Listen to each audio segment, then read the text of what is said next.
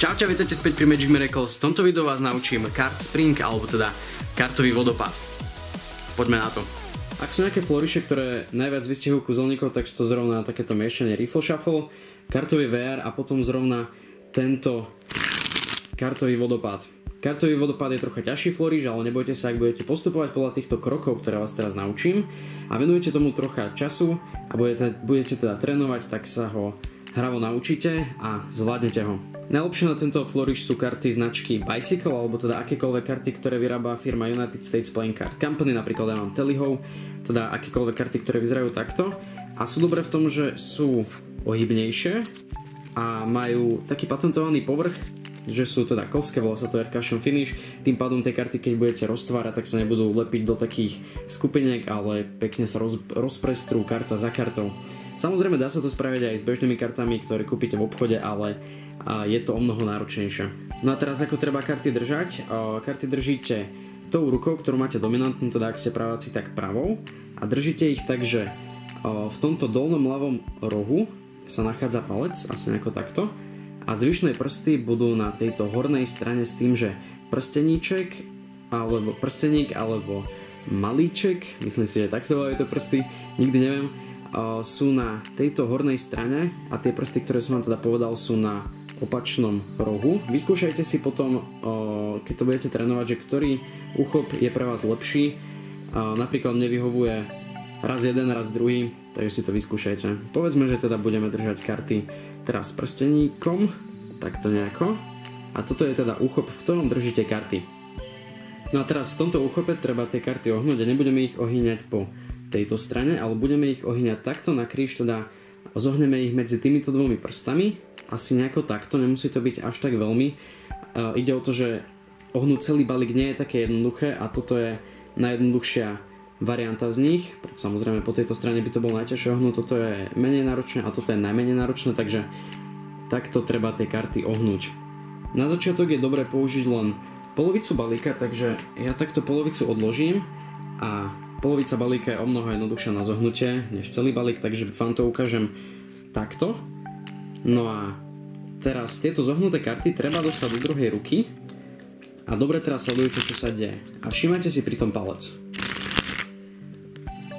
Ak ste si dobre všimli, tak môj palec robí nejaký takýto pohyb, že najprv tie karty drží zohnuté a potom sa vystiera do tejto strany. Presne takýto pohyb to je. A čo ten pohyb robí, je, že tie karty postupne zo spodku balíka vylietávajú do druhej ruky. Ako posúvam ten palec teda do tej druhej strany. Mimochodom, druhou rukou chytáte tie karty tak, že palec máte na jednej strane, tieto dva prsty máte na druhej a ukazovák je takto zhora a maliček je takto zdola a snažíte sa tie karty chytiť do tejto pozície. Majte ich roztvorené na široko tie prsty, vytvoria teda taký košík, do ktorého tie karty budú padať a nebudú sa posúvať ani dopredu, ani dozadu, ani do strany. Máte tie karty zaistené zo všetkých strán. Poďme ale späť k tomu zohnutiu a vystreleniu. Teda máte takto zohnuté karty týmto smerom a vyskúšajte si to teda. Takže pomaly púšťate ten palec do tej jednej strany. Zo začiatku je to neprirodzený pohyb a budete mať pravdepodobne túto svaly dosť vyťažené, tento na palci. Ja viem, že keď som sa to učil, tak som mal svalovicu a nemohol som potom poriadne písať. Ale po chvíli si na to zvyknete a čím viac si to budete trénovať, tak tým budete mať lepšie vyvinutý na to ten sval a pôjde vám to lepšie. Takže kroky, ako na to poznáte, zohnete tie karty, držíte to zohnutie a teraz pomaly púšťate palec a tým vám začnú tie karty vyletávať zo spodu. A moja kamera má aj slow motion, takže za chvíľu vám to ukážem aj v spomalenom zábere, aby ste vedeli teda, čo sa deje.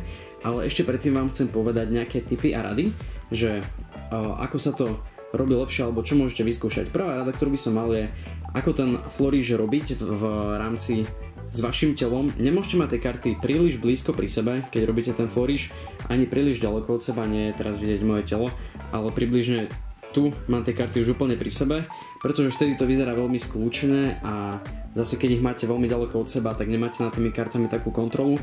Treba si zvoliť takú rozumnú vzdialenosť od vášho tela, že teda spravíte spring.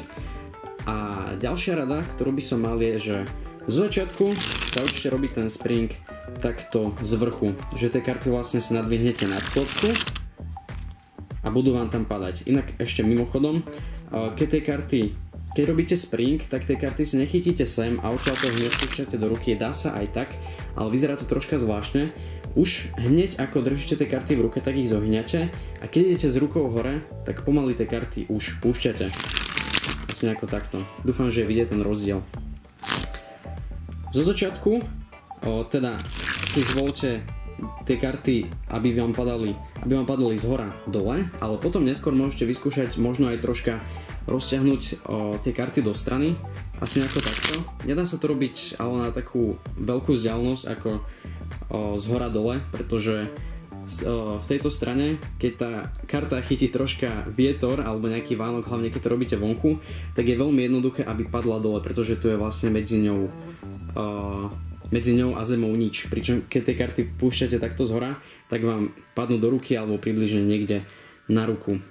Zo začiatku je dobré trénovať si kartový vodopád nad posteľou alebo na nejakým gaučom, teda keď vám tie karty popadajú, tak nepopadajú na zem, ale popadajú na gauč, lepšie sa to zozbiera. No a zo začiatku skúšajte menšiu vzdialenosť, stačí vám proste iba nejaká takáto krátka vzdialenosť, aby ste sa naučili tú techniku a potom môžete rozširovať vzdialenosť, ktoré vám tie karty padajú a rozširujete ju takým spôsobom, že ako tie karty springujete, už teda odtiaľto, tak postupne oddialujete jednu ruku hore a druhú ruku dole. Nie je to tak, že táto ruka by išla iba dole alebo táto by išla iba hore. Rovnomerne ich oddialujte a to vytvorí veľmi dobrý efekt a zrazu to vyzerá už ako ten pravý kúzelnícky kartový vodopád. Ukážem vám celkové prevedenie ešte raz v spomalnom zábere.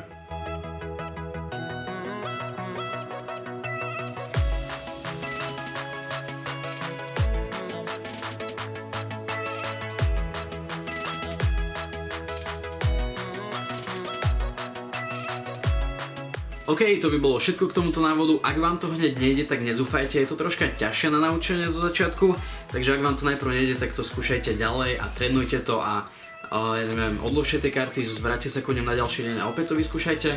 Hlavne experimentujte, to znamená, že skúste držať tie karty rôzne, ja neviem, napríklad raz hlbšie v prstoch, potom viacej na špičkách, alebo si vyskúšajte teda vymeniť malíček s prsteníkom, že ktoré je pre vás lepšie, alebo palec môžete tiež držať troška, môžete držať ten roh buď na brúšku, alebo tuto na tomto klbe, proste rôzne experimentujte, čo vám bude lepšie a naučte sa teda najprv s polovicou. Povedal som vám všetky moje skúsenosti a rady, ale ak by ste mali predsa ešte nejaké otázky, tak sa ich spýtajte dole pod videom.